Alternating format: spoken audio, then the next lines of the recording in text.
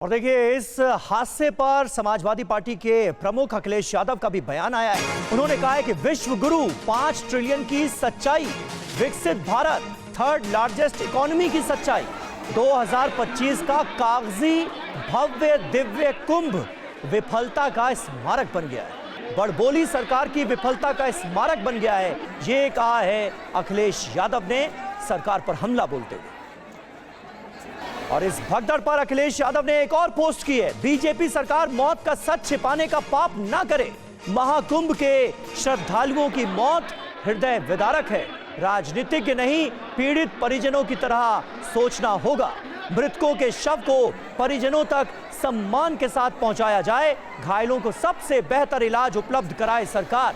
ये समाजवादी पार्टी के चीफ अखिलेश यादव ने सरकार से मांग की। और देखिए, इस हादसे पर समाजवादी पार्टी के प्रमुख अखिलेश यादव का भी बयान आया है। उन्होंने कहा है कि विश्व गुरु 5 ट्रिलियन की सच्चाई, विकसित भारत थर्ड लार्जेस्ट इकोनॉमी की सच्चाई, 2025 का कागजी भव्य दिव्य कुंभ विफलता का स्मारक बन गया है, बड़बोली सरकार की विफलता का स्मारक बन गया है। ये कहा है अखिलेश यादव ने सरकार पर हमला बोलते हुए। और इस भगदड़ पर अखिलेश यादव ने एक और पोस्ट की है, बीजेपी सरकार मौत का सच छिपाने का पाप ना करे, महाकुंभ के श्रद्धालुओं की मौत हृदय विदारक है, राजनीतिज्ञ नहीं पीड़ित परिजनों की तरह सोचना होगा, मृतकों के शव को परिजनों तक सम्मान के साथ पहुंचाया जाए, घायलों को सबसे बेहतर इलाज उपलब्ध कराए सरकार। ये समाजवादी पार्टी के चीफ अखिलेश यादव ने सरकार से मांग की।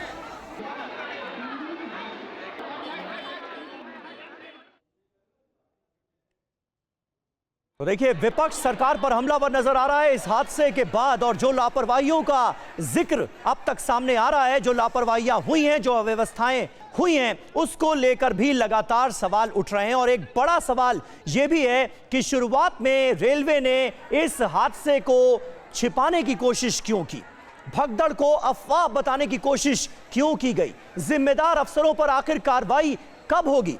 और महाकुंभ जाने वाले श्रद्धालु जो हैं भारी संख्या में अलग अलग रेलवे स्टेशन पर पहुंच रहे हैं। अगर रेलवे इतनी भारी भीड़ को नहीं संभाल सकता तो श्रद्धालुओं के लिए, यात्रियों के लिए आखिर रेड सिग्नल कब दिया जाएगा कि हालात गंभीर होते नजर आ रहे हैं और इस कदर भीड़ को रेलवे नहीं संभाल सकता, यह कब बताया जाएगा।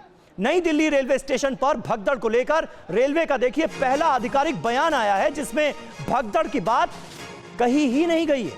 नॉर्दर्न रेलवे के पीआरओ के मुताबिक प्लेटफॉर्म नंबर 14 और 15 के बीच की सीढ़ियों पर कुछ यात्री फिसल गए और इसके चलते कुछ लोग दब गए।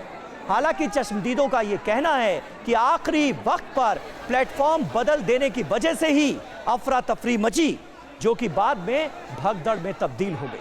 लेकिन टीवी 9 भारतवर्ष के पास रेलवे पुलिस का भी वर्जन है, उनका भी बयान है, जिसमें कहा जा रहा है कि रेलवे ने हर घंटे प्रयागराज के लिए 1500 जनरल टिकट जारी किए, जिसके कारण प्लेटफॉर्म पर भीड़ का दबाव बढ़ता गया और जरूरत से ज्यादा भीड़ एक वक्त में इकट्ठा हो गई।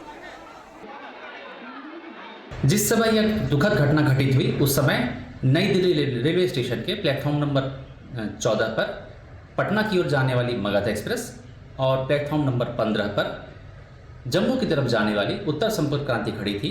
इस दौरान फुट ओवर ब्रिज से 14 नंबर और 15 नंबर प्लेटफॉर्म की तरफ आने वाली सीढ़ियों पर पैसेंजर के फिसल कर गिरने से उनके पीछे के कई यात्री इसकी चपेट में आ गए और यह दुखद घटना घटित हुई। इस हादसे की उच्च स्तरीय कमेटी द्वारा जांच की जा रही है।